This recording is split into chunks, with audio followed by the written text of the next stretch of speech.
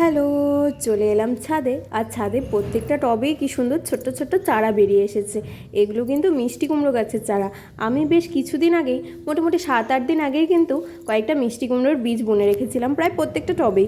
আর এখন দেখছি প্রত্যেকটা টবেই কি সুন্দর ছোট্ট ছোট্ট চারা বেরিয়ে এসেছে। চারাগুলো দেখে তুলতে একদমই মন চাইছে না, কারণ এত সুন্দর লাগছে দেখতে। কিন্তু এই সমস্ত টবে তো আর এসব গাছ হওয়া সম্ভব নয়। এগুলো গাছ হতে কিছুটা জায়গারও প্রয়োজন, মাটি প্রয়োজন, আর ডালপালা ছড়িয়ে যেহেতু বেড়ে উঠবে, তো সেই জন্য এই গাছগুলো আমি নিচেই লাগিয়ে দেবো। আর এখানে দেখো কিছুটা ক্যাপসিকাম, টমেটো এগুলোরও চারা বেরিয়ে এসেছে, যেগুলোর বীজ আমি কয়েকদিন আগেই ছড়িয়ে রেখেছিলাম। তো সবগুলো গাছ আমি এখন তুলে নিচ্ছি, নিয়ে এই নিচে গিয়ে লাগিয়ে দেবো। চলো, সবগুলো চারা তুলে নেওয়া কমপ্লিট।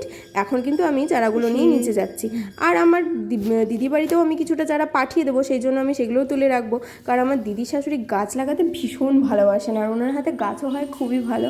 তো ওনার জন্য কয়েকটা চারা তুলে নিলাম, আর সাথে একটা লঙ্কার চারাও অ্যাড করে দিলাম। টাটা।